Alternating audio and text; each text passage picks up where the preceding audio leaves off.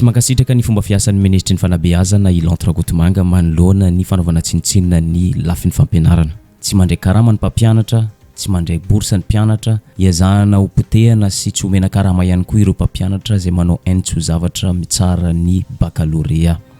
I Lantrakotomanga dia mifantoka bebe kokoa amin'ny fanaovana tsinitsinina amin'ny fanomezana vatsim-pianaran'ny mpianatra eny amin'ny anjerimanontolo. Mitaky tsy misy atakandro ny fametram-pialan'ny ministry ny fampianarana mpisolo-toerana dia tsy iza zany fa fidiniavo raha vokatra. Ary mangataka ny ametrahana olom-baovao izay mahavita azy no sady mahay no mahay mamaha olana. Nanamarika i Lantrakotomanga fa azo atao tsara ny misoroka ny fahatarany fivoahan'ny vatsim-pianarana hoy izy, fa mila olona mahay mamaha olana no tadiavina. Za zany mahita satria tamin'ny ministra teo aloha manantena dia nifampiresaka izay tany hoe ministra anankiray ny olona mpianatra dia miborsa, ny grève mpianatra dia miborsa. Dosa hoe tsy azo atao hoe 20 andro mialoha ve dia efa mivoaka miborsa. Tiako tenenina zany efa fantatra ao fa tsy tokony ho tara io. Dia manaitra ny tompona andraikitra rehetrarehetra hoe asanao rehefa tsy vita re le asa dia miala. Fa lasa manome korotana ho an'ilay firenena fotsiny ao anatin'izay. Asanao isan'andro, isam-bolana zany zavatra zany. Dia tsy dia isy problème foana avy ao anatin'izay zavatra izay. Fa mino fa efa mafy ny tenin'ny filohan'ny République Andry Rajoelina hoe izay tsy mahavita dia miala. Dia mino fa ny gouvernement manaraka eo dia olona mahavita dia olona manao communication. Satria na mahavita koa ianao fa tsy miteny dia tsy ilaina zany. Fa mila miteny ny zavatra vita, mila miteny ny zavatra ho atao, mila miteny ny olana, mamaha olana, zany no ministra ilain'ny vahoaka malagasy. Araka ny hitantsika teo dia olona mpomba ny fitondrana no naneho hevitra no sady tsy mankasitraka ny fomba fiasan'ny fitondram-panjakana izay misahana ny fampianarana. Mampalahelo fa maro amin'ireo tompon'andraikitra no tsy mahatsapa ny herifiry sy jaly izay heretan'ny mpianatra eny amin'ny anjerimanontolo. Fa ity indray mitoraka ity kosa maro naneho hevitra, tsy mahazaka ny herisetra izay nataon'ny mpitandro filaminana, tsy mahazaka ny fandratrana mpianatra tanora ho avin'ny firenena. Naneho ny alahelo manokana isy teny Randrena Soloniaiko nanoloana ny fitifirana mpianatra teny Vodivorona. Toy izao nambarany tao amin'ny page Facebook-ny. Ambarako fa tsy tokony atodika any amin'ireo ankizy ny basy na inona ny zavatra nitranga. Manohina tanteraka ny foko amin'ny maha ray aman-dreny ahy sy amin'ny maha lehibe ny mpanohitra ahy ny nahita ny sarin'ny tanora notifirina ka naratra mafy teo amin'ny masony. Vola latsaky ny 7 euro isam-bolana ny bourse taky ny mpianatra nefa no ratraina no vonoina ireo mpianatra mitaky ny zoany.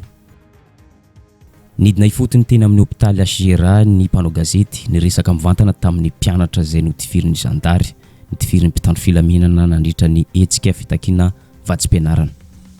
Araka ny voalazan'ity mpianatra ity dia zao, tsy nanao tifidanitra toy ny mahazatra i Moraigy satria fantatra izy ireo fa raha manao tifidanitra dia mitsoka ny mpianatra. Fa tamin'indray nitoraka ity dia ninia ny kendrena ny mpianatra ka izao nahavoazao ny vokany. Hita taratra fa tsy manana fomangoraka amin'ny mpianatra ny mpitandro filaminana fa manao izay ahatanteraka ny baiko izay voarahiny fotsiny. Teo akaiky vavahady izy no nametraka le bouclier. Dia rehefa nametraka le bouclier teo izy dia teo izy sady mivizy anay tsirairay zany. Dia le lacrymogène io fanaovana zareo alefatra zareo projectile ambony io dia hita mpianatra ny totonany dia mitsoka mpianatra zany. Fa tamin'le cas zay entre 30 mètres 50 mètres teo ny elanelanaizy izy. Dia za aloha marihako ao fa tsy zarelo no niaraka teo hoe teo aloha teo fa be dia be zay. Fa zany hoe za aloha zany sy mbola tratra le izy. Dia nandeha avaly le izy. Ny lacrymogène alefany zareo eny misy karazany 3 zao fantatro. Ka ohatrosoa le vao miala elainy zareo dia miparitaka. Be dia bolina kely be dia be ka ohatrosoa zay. Dia iray lacrymogène. Totany eny dia voaka daholo le lacrymogène ao anatiny le mandefitra anao. Dia le fahatelony le ohatrany bombetolo d'essence tsy haiko iny le ngeza be iny dia le misy impact amina zavatra dia zay vao mivoaka.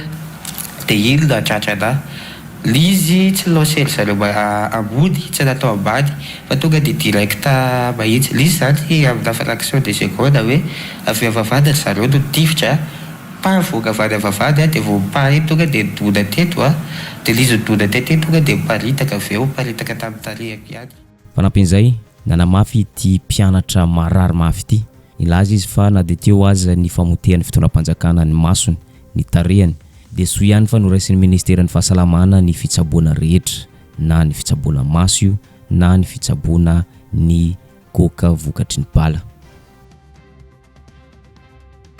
Resaka fitsaboana efa nametoky ny ministera ny fampianarana ambony sy ny directeur ny polytechnika eny aminay fa efa resaka tamin'ny ministère ny santé zareo dia ministère santé no miandraikitra fitsaboana hatrany farany dia izy moa teny hoe raha ohatra hoe jusque misy problème atana ohatr'izany dia antsoina ry zareo hoe zao ohatr'izao misy manao an'izao. Mangataka ny anatsarana tsy misy atakandro ny herisetra izay ataon'ny mpitandro filaminana Irakotomavy Mikael Roberto. Nilaza izy fa mba aoka re ajanona ny herisetra ity.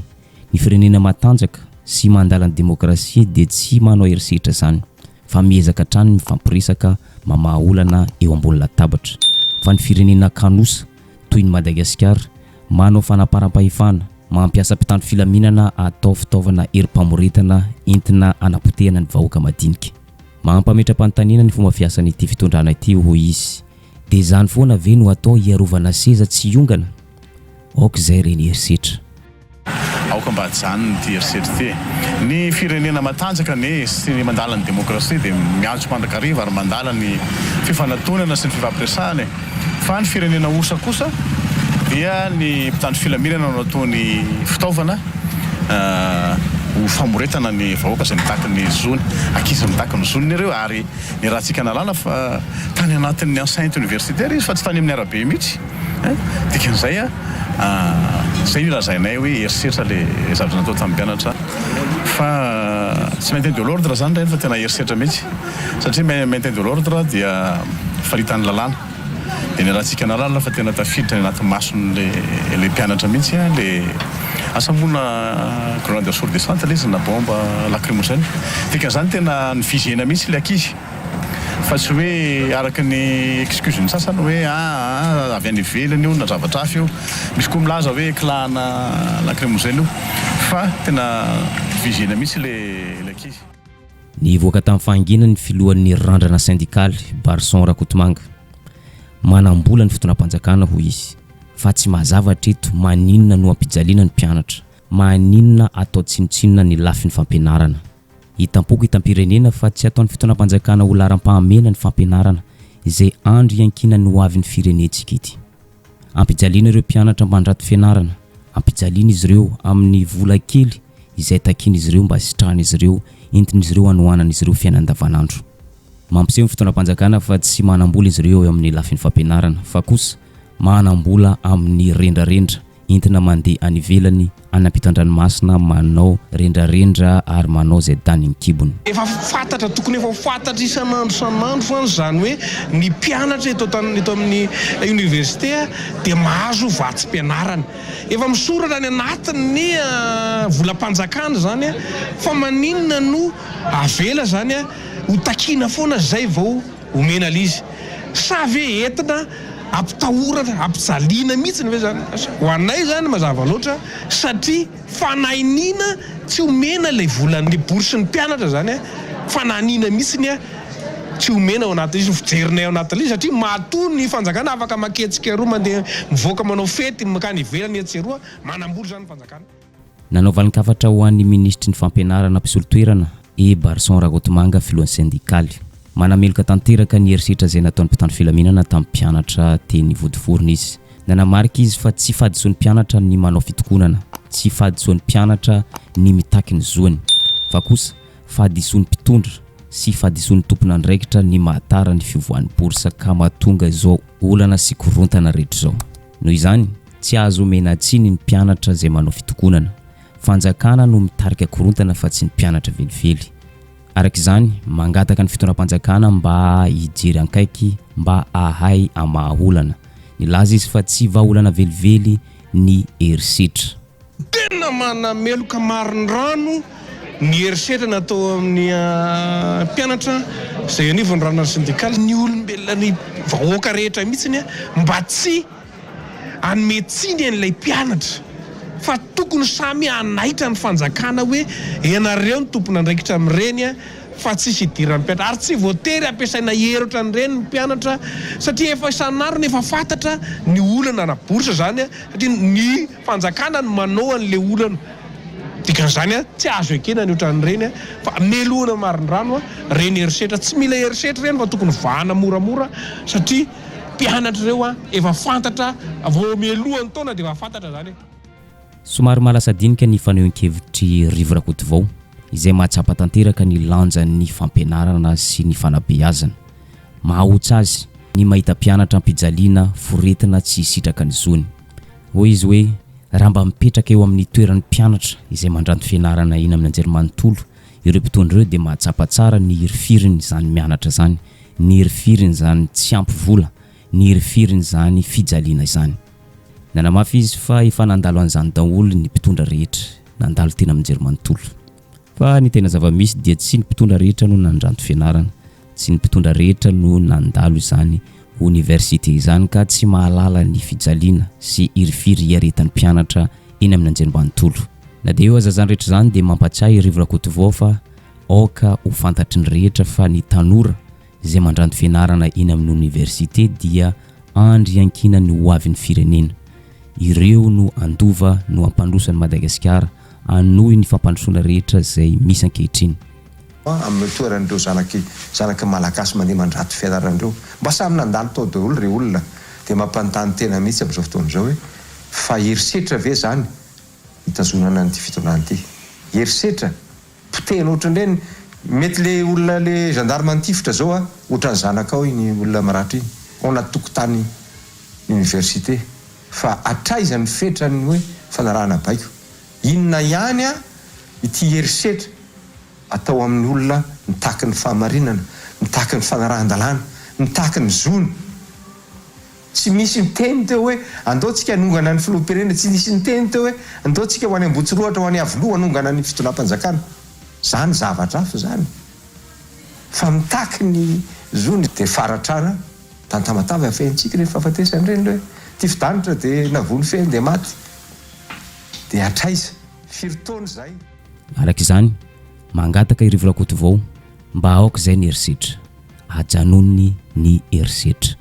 Ho antsika izay tsy naharaka nyty afera fitakian'ny mpianatra vatsim-pianarana ity dia ndao aratsika ankaiky ny horonan-tsary izay efa naratsika teto tamin'ny andro vitsivitsy lasa izay. Mampalahelo ny toe-javanisy omaly voalohany volana Aogositra 2024. Mpianatra mitaky ny hamoana ny vatsim-pianarana izay tsy niraisin'izy ireo nandritra ny volana maromaro no notifirin'ny mpitandro filaminana teo amin'ny andriny. Mazava ho azy fa goaka tanteraka teo ankaikin'ny masony ary nandeha toy ny rano eny amin'ny pompy. Tsara marihana mpitandro filaminana nitifitra teo amin'ny andriny fa kosa tsy afa miala amin'ny ity afera ity reto tompon'andraikitra maromaro ireto toy ny filoham-pirenena, Premier ministre lehiben'ny gouvernemanta, ny ministry ny fanabeazam-pirenena sy ny maro hafa. Ny tena zavanisy nefa tsy nisy niseho tompon'andraikitra ireo olona tanisantsika teo. Ohatra resaka amin'izany filoham-pirenena, araka ny hitantsika amin'ny sary io dia mandihy mankafy fiainana ny filoham-pirenentsika no sady mamita hiraka any ampitan-dranomasina. Premier ministre lehiben'ny gouvernemanta kosa dia tsy nahinona feo na dia indray mandeha aza manoloana ny fitifirana mpianatra teo amin'ny tarehany. Manome tsy nitanteraka ny mpianatra manao fitokonana ny ministry ny fanabeazam-pirenena mpisolo toerana. Raha ny amin'ny manokana dia tsy misy tokony hitokonan'ny mpianatra fa ao anatin'ny fanomanana famohanany borsa n'izy ireo ny avy eo amin'ny ministry ny fampianarana sy ny fanabeazam-pirenena. Tsy te hanao resaka maro kosa isy Tindrandrena Soloniaiko. Ny azy dia zao, aloavy ny borsa ny mpianatra izay tsy naloanareo avy tao amin'ny ministry ny fanabeazam-pirenena na mametra-pialana rehefa tsy mahay, mametra-pialana rehefa tsy mahafehy ny asany. Ndao aratsika ankaiky ity tranga ity. Somary efa volana maromaro ny mpianatra no nitaky ny hamoahana ny vatsim-pianarana izay tsy niraisin'izy ireo nandritra ny volana vitsivitsy. Nandalo ny dingana rehetra izy ireo, nitaky ampilaminana, nitaky tamin'ny alalan'ny fanomezana fehim-potoana ny fitondram-panjakana. Fa tsy nahitana vokany izany. Tsy nisy ny haino. voatery tsy maintsy nidina andalambe ireo mpianatra nitaky nanao fitokonana mahakasika ny amoana ny boursa zay tsy noraisin'izy ireo. Somary efa maromaro no ny nanaovan'izy ireo fitakiana teo amin'ny toerana misy azy ireo teo amin'ny Ariany Université. Fa ny volan'ny volana Aogositra no tena nafana ny fitakiana ary romotra tanteraka ny mpitandro filaminana. Vokatra izay dia zao, mpianatra iray no naratra mafy teo amin'ny lohany nandritra ny fitokonana fitakiana boursa nataon'ny mpianatra teny Vodivorona.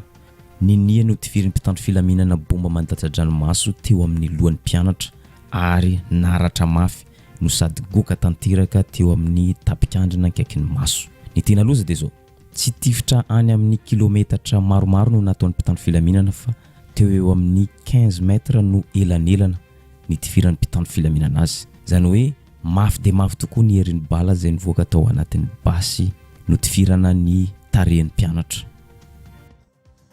Araka izany, vaky tanteraka ny lohan'ny mpianatra vokatra izay bala izay ary nandeha ratsy ankijanona. Vokatra izay tsy maintsy nentina avy hatrany tany amin'ny hôpitaly Ashera ilay naratra mafy.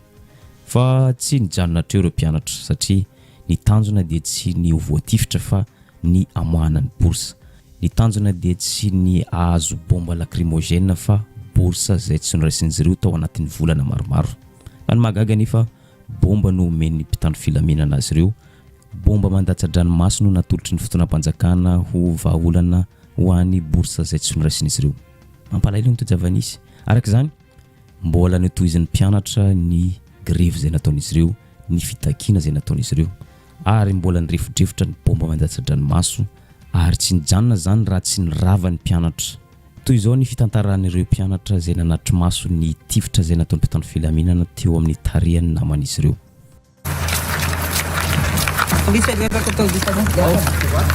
Zay niaraka teo zay roalahy dia tena hoe io toa dia tety mihitsy za tena nahita ary tena malahelo satria raha lahako izy iny. Io dia goaka be io masony io fandehan'ny rano io dia ohatran'ny fandehan'ny pompy. Raha ny raha very teo natambatra tena litra maromaro mihitsy.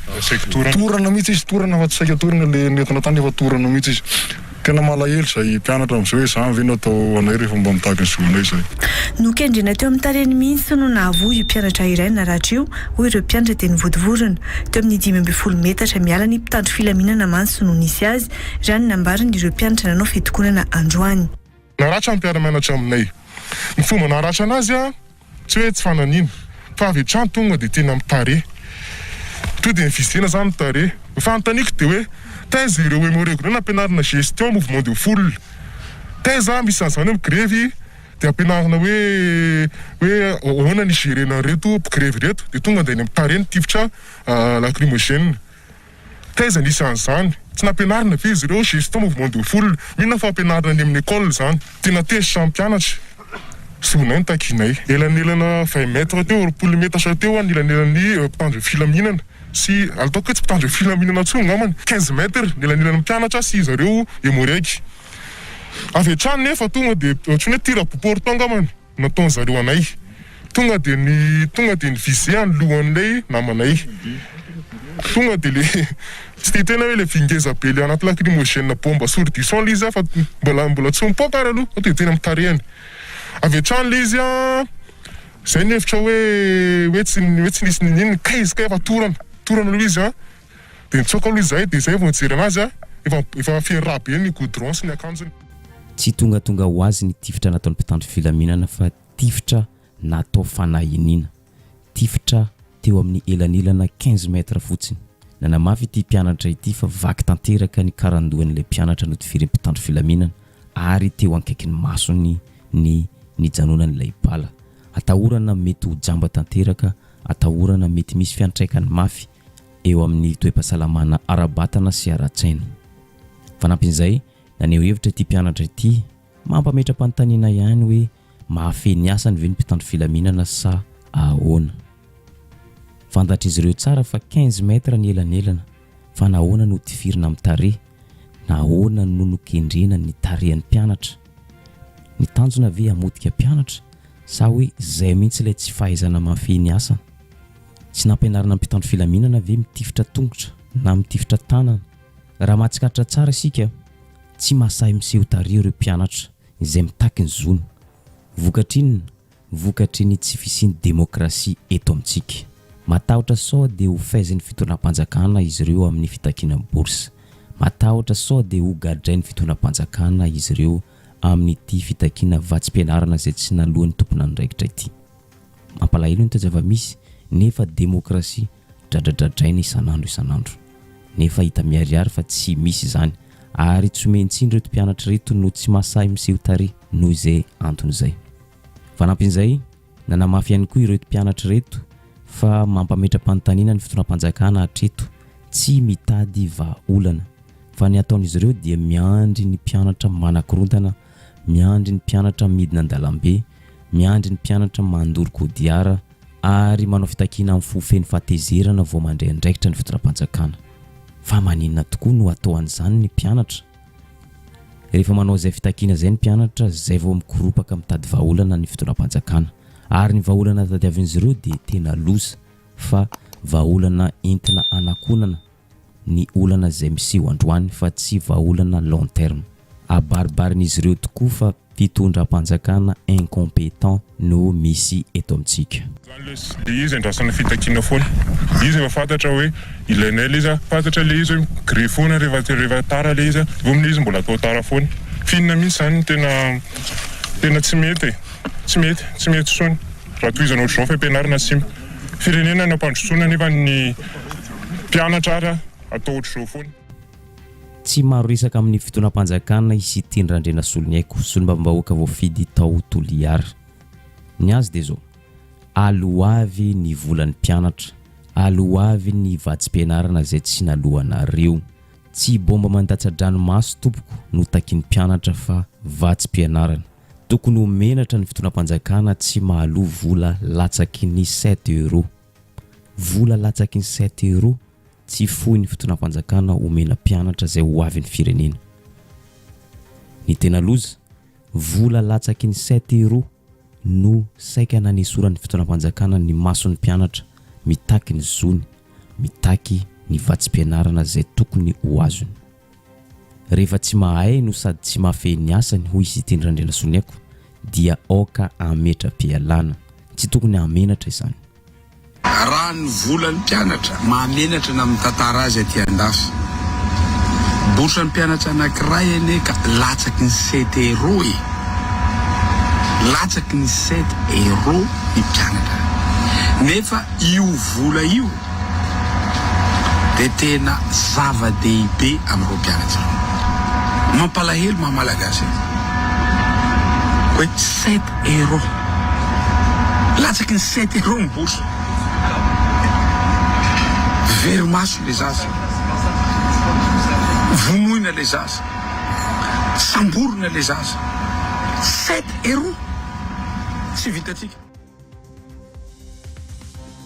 Manarak'izay, mitaky ny hitondra ny fitondram-panjakana fanazavana ho an'ny vahoaka malagasy, indrindrandrindra fa ity tsy famoahana ny bourse ny mpianatra ity.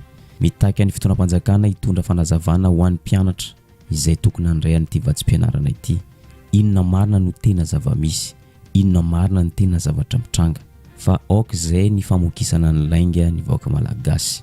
Ampy izay ny lainga ataonareo amin'ny mpianatra izay mianatra eny amin'ny anjery manontolo.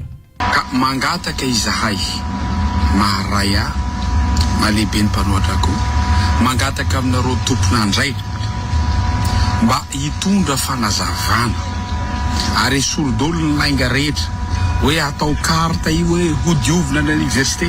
Nanam-potoana isika, nanam-potoana tsika nanao an'izany zavatra zany fa tsy hita ny marina. Fa ambarao ho fantatsy ny vahoaka malagasy rehetra, ambarao ho fantatsy ny ray aman-dreny rehetra, ambarao ho fantatsy ny ireo mpianatsy ireo misy vola ve,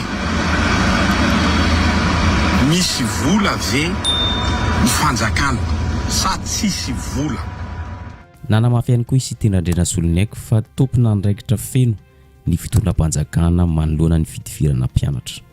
Fantatra fa ny zandaro no nitifitra teny amin'ny vodivorona fa ny fitondram-panjakana no nanome baiko. Izany hoe Ny fitonam-panjakana no nitifitra ireo mpianatra izay mitaky bourse, mitaky ny zoany, mitaky ny vatsim-pianarana izay tokony ho sitrahany. Dia ireo zandary ireo tsy hoe fiarovako azy manokana fa tsy sitrapony no mandefa bala ohatran'ireny na mandefa bomba mandatsaka ranomaso. Fa tsy zanany zareo koa ireo fa orda azo zareo ary responsabilité tsika mpitondra izany.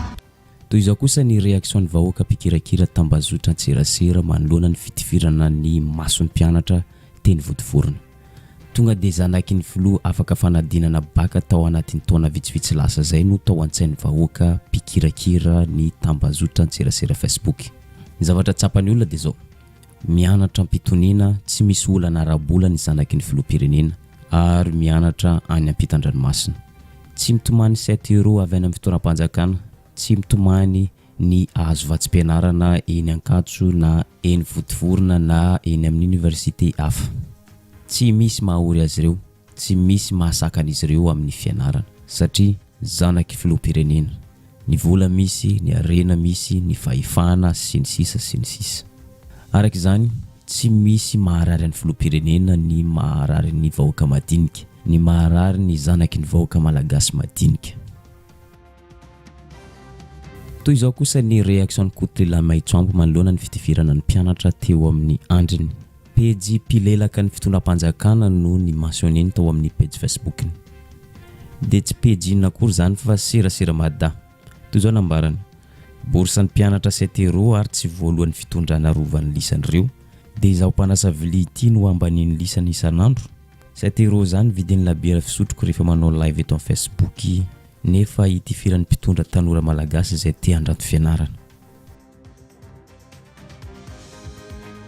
Toy izao kosa ny fihetsiky ny fitondram-panjakana. Ny paritaka tato anatin'ny tambazotra antserasera Facebook ity ampahan'ny orinantsary ny filoham-pirenena izay mankafy fiainana, manalazy ary no sady manao iraka any ampitan-dranomasina. Araka ny hitantsika amin'ny sary io dia mandihy mankafy miaraka amin'ireo délégationna malagasy izay niaraka taminy.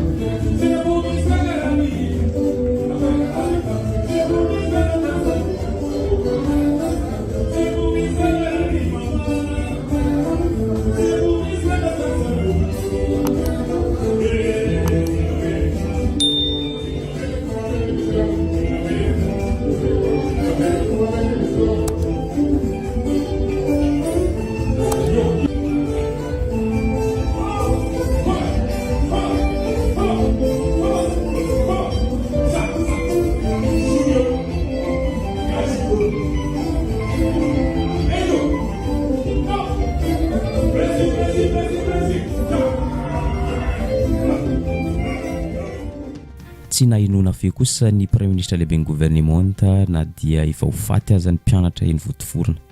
Iza mahalala mety tsy manana vahaolana amin'izany izy. Toy izao kosa ny reaction ny ministry ny fanabeazam-pirenena mpisolo toerana. Tsy misy izay raharahiana ny mpianatra izay notifirin'ny mpitandro filaminana teo ankaikin'ny masony izay saika maty teny Vodivorona, fa ny azy dia manome tsy tanteraka ny fitakiana sy fihetsiketsehana nataon'ny mpianatra. Tsy mitombona hoy izy ny hetsika sy ny fitakiana nataon'ny mpianatra mahakasika ny fitakiana ny vatsim-pianarana. Tsy marina ny filazana fa tsy mandray andraikitra ny ministeran'ny fampianarana. Tsy marina ny filazana fa tsy mandray andraikitra ny fitondram-panjakana.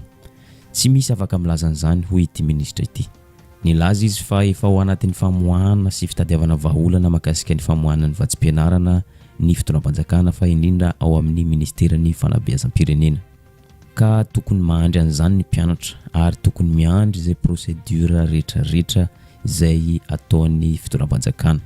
Araka izany dia nampiseho ity ministra mpisolo toerana ity fa tsy manana fo mangoraka amin'ny mpianatra izay mitaky bourse izy. Tsy manana fo mitempo amin'ny mpianatra izay saika maty notifirin'ny mpitandro filaminana izy. Ary tsy niala tsiny mazava ho azy ary tsy miraharaha afa-tsy ny sezany izay misy azy ankehitriny. Lay antony fitakiana izay atao izy ny fihetsiketsehana dia tsy mitombo ary tsy azo ekena ny ilazana fa tsy mandray andraikitra ny fanjakana ao anatin'ilay izy. Nanamarika izy fa mbola ao anatin'ny mifantana lisitra ny olona tena tokony hisitraka ny vatsim-pianarana ny fotoanam-panjakana ary izay zavatra izay no mahatonga ny procédure somary miandriandry kely. Efa ivoaka ny lisitry ny mpianatra hisitraka ny vatsim-pianarana telo volana faharoa io amin'ny herinandro avy io ary anomboka ny fandaovana ny vatsim-pianarana. Tsy hoe satria nanao nihetsika ianareo dia natao an'izay efa nambaratra ny ombenombeny fa ny famoahana ny volam-panjakana fitantanana ny raharaham-panjakana dia tsy maintsy manaraka ny papaika procédure ozy isitsika.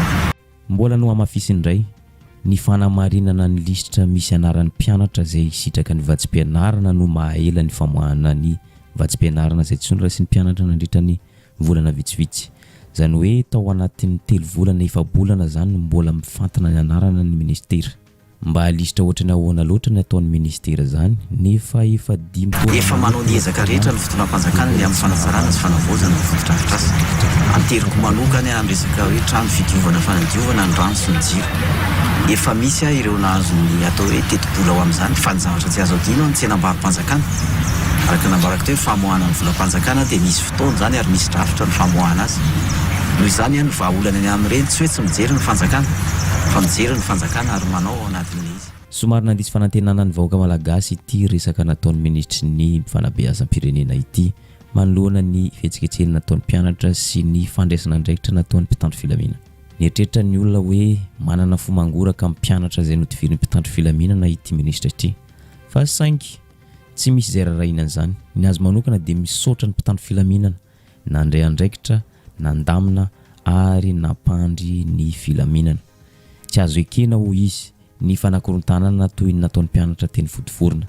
Tokony maneho hevitra ankalalana sy ampilaminana ny vahoaka malagasy ho izy satria mpianatra dia tokony ahay maneho hevitra ampahendrena sy ampilaminana. Nanao antsoavo ho an'ny mpianatra rehetra izy mba hiverina anam-pianarana hianatra hiatrika ny fanadinana tsy ho ela. Tsinjovy ny ho avinareo ho izy na dia tsy mahazo bourse azy. Tsinjovy atreo ny examen ho ity ministra mpisolo-toerana ity. Fa isoraka tona ny mpitandro ny filaminana izay mandamina tokoa ny filaminana satria ny fetra ny fahafahan'ny mpianatra manao fitakiana dia tsy tokony hanelingelina mihitsy ny fiainan'ny mponina sy ny vahoaka manodidina.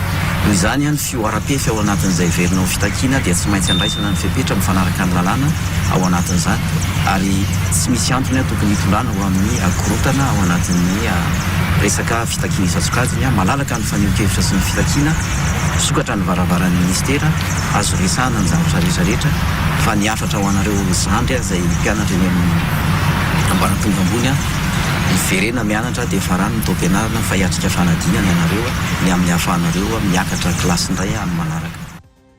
Etam-pamaranana dia izao mazava izao fa tsy manana vahaolana ho an'ny mpianatra ny fotoanam-panjakana. Mazava izao fa tena fitondram-panjakana incompétent no misy eto amintsika eto Madagasikara antsika ity. Hatreto aloha efa 9 taona mahery be izao no nahateo an'ny Flo Andry Rajoelina sy Premier Ministre lehiben'ny gouvernement fa tsy nahita vahaolana amin'ity resaka fampianarana ity izy ireo fa mbola teo ihany ny teo. Ka noho izay zavatra izay tokony hametra-pialana araka ny teny nataon'ny Siteny Randrianasolona haiko rehefa tsy mahafeny asany, rehefa tsy mahavahaolana ho an'ny mpianatra. Vahaolana maharitra no takiany rehetra fa tsy ny vahaolana entina anakonana ny toe-java-misy ankehitriny. Vahaolana izay mitondra makany amin'ny fampandrosoana sy filaminana. Araka izany dia hoarantsika miandalana eo ity afera ity ary izay ihany koa mamarana ny videontsika androany aza adino misabone sy manisy izay amin'ny videontsika amin'ny manaraka indray.